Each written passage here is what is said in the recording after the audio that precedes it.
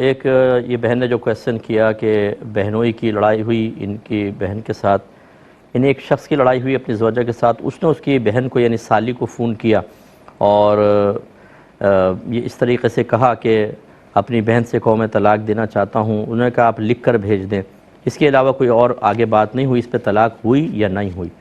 دیکھیں صرف ارادہ طلاق اگر ظاہر کیا جائے تو اس پہ طلاق نہیں ہوتی ہے، اور اگر بعد میں انہوں نے نہیں بھیجی طلاق اور نہ طلاق کے الفاظ وغیرہ کوئی جیسے تنہائی کے اندر بعض اوقات انسان ادا کر دیتا ہے، ایسا کچھ بھی نہیں کیا اور بعد میں صلح بھی ہو گئی تو بالکل خوش و خرم رہیں، اس میں کوئی مسئلہ نہیں ہے.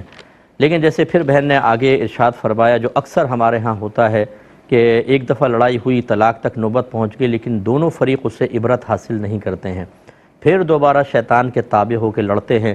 اور لڑائی ہوئی تو گھر والوں نے کہا کہ تم فارغ کر دو، لڑکی والوں نے کہا میں فارغ کر دیں. انہوں نے کہا آپ عدالت سے جتنی جلدی ہو سکے خلا لے لیں، ہم اجازت دیتے ہیں، ایسا کر لیں آپ. اس میں بھی طلاق نہیں ہوئی، ٹھیک ہے نا. اگر وہ کہتے ہیں لڑکی والوں نے مطالبہ کیا فارغ کر دیں تو ان کے مطالبے میں کے جواب میں اگر وہ کہتے ہیں کہ چلو ٹھیک ہے فارغ کیا تو فوراً طلاق واقع ہوتی، وہ بھی لڑکا کہتا تو، لڑکی کی ماں یا بہنیں نہیں. اور اگر ایسا نہیں ہوا، انہوں نے کہا ٹھیک ہے ہم تو نہیں دیتے، آپ کورٹ سے جا کر لے لیں، تو یہ صرف ایک مشورہ دیا گیا ہے. اور اگر یہ کورٹ سے رجوع بھی کرتے تو ہر صورت میں کورٹ کا خلا جس کو عرف عام میں کہتے ہیں، حالانکہ وہ فسخ نکاح ہے، فے سین خے، فسخ نکاح یعنی نکاح کو ختم کرنا جو حقیقتاً طلاق نہیں ہوتی ہے. تو خلا تو شوہر دیتا ہے، ٹھیک ہے نا، طلاق بھی شوہر دیتا ہے، خلا بھی شوہر دیتا ہے. اگر بغیر پیسوں کے طلاق دی جائے اس کو طلاق کہتے ہیں، اور پیسوں کے بدلے میں طلاق دی جائے تو اس کو خلا کہا جاتا ہے. کورٹ میں نہ پیسہ ہے، نہ شوہر طلاق دے رہا ہے، نہ پیسے کے بدلے طلاق دے رہا ہے، تو وہ حقیقتاً خلا ہے نہیں. تو یہ صرف ایک مشورہ دیا کہ آپ کورٹ سے خلا لے لیں، اور انہوں نے نہیں اس پہ عمل کیا تو بہرحال یہ طلاق واقع نہیں ہوئی. لیکن میری گزارش ہے کہ دونوں فریقین کو چاہیے کہ پیار محبت سے زندگی گزاریں. اللہ تعالیٰ نے یہ ایک زندگی دی ہے بالکل مختصر سی، اور حقیقتاً یہ اس لیے دی ہے تاکہ ہم اس میں آخرت کی تیاری کر لیں.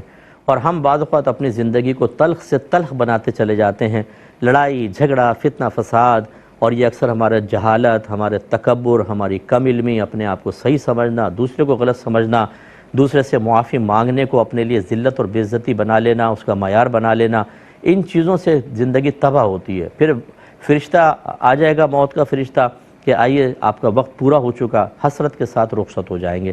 جتنے بھائی بہن مجھے سن رہے ہیں جو شادی شدہ ہیں، میں گزارش کرتا ہوں ایک دوسرے کی قدر کریں، پیار محبت سے رہیں، اپنے بچوں کے لیے اچھے رول ماڈل بنیں. یہ نہ ہو کہ بچوں کے ذہن کے اندر وہ بیچارے تنہائی میں بیٹھے ہیں تو ماں باپ کی گالی گلوچ، مار پیٹ، رونا دھونا یہ ان کے ذہن میں چل رہا ہو. یہ کیا کر رہے ہیں آپ اپنے بچوں کے ساتھ؟ انہیں نفسیاتی طور پر آپ کتنا بیمار کر دیتے ہیں، سک کر دیتے ہیں. ان بچوں کی ذہنی نشو و نما متاثر ہو جاتی ہے. وہ کلاس میں بیٹھے ہوتے ہیں، ٹیچر کا لیکچر سن رہے ہوتے ہیں، لیکن ان کا ذہن وہاں حاضر نہیں ہوتا، کیونکہ گھر کے جو یہ منفی معاملات ہوتے ہیں ان کے ذہن پر بہت ہی بری طریقے سے اثر انداز ہوتے ہیں. لیکن معذرت کے ساتھ لفظ استعمال کر رہا ہوں، ظالم ماں باپ کو اتنی فکر نہیں ہوتی کہ ہم اپنے بچوں کے ساتھ کیا کر رہے ہیں.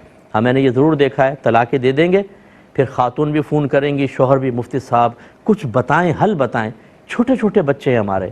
اچھا جب آپ لڑ رہے تھے، جب آپ طلاق دے رہے تھے، ایک دوسرے کا منہ نوچ رہے تھے، بیوی چکلا بیلن سے حملہ کر رہی تھی اور سینڈل اٹھا کے ماری تھی شوہر کو، اور بچے سہمے ہوئے، کوئی ٹیبل کے نیچے تھا، کوئی پردے کے پیچھے، کوئی روتا ہوا باہر بھاگ گیا تھا، کانپ رہے تھے بچے، اس وقت آپ کو بچوں کا چھوٹا پن نظر نہیں آیا تھا؟ کس قدر آپ نے غلط قدم اٹھا کے اب بچوں کو ڈھال بنا کر آپ یہ چاہتے ہیں تاکہ مفتی صاحب یا کوئی بھی عالم ایموشنل ہو جائے کہ ہاں بھائی یہ بیچارے یا تو بڑے دیکھو چھوٹے بچوں کے لیے ایسا کر رہے ہیں، چلو بھائی یہ حل بتا دیں.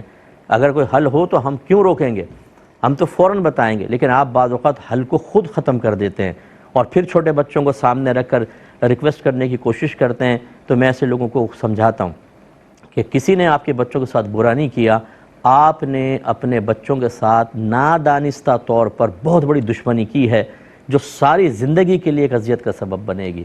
میرے خیال میں میری اتنی باتیں اگر کوئی سن کر تنہائی کے اندر غور کرے، اسے بہت کچھ سمجھنے کا موقع ملے گا. ایک کالر ہمارے ساتھ ہیں. السلام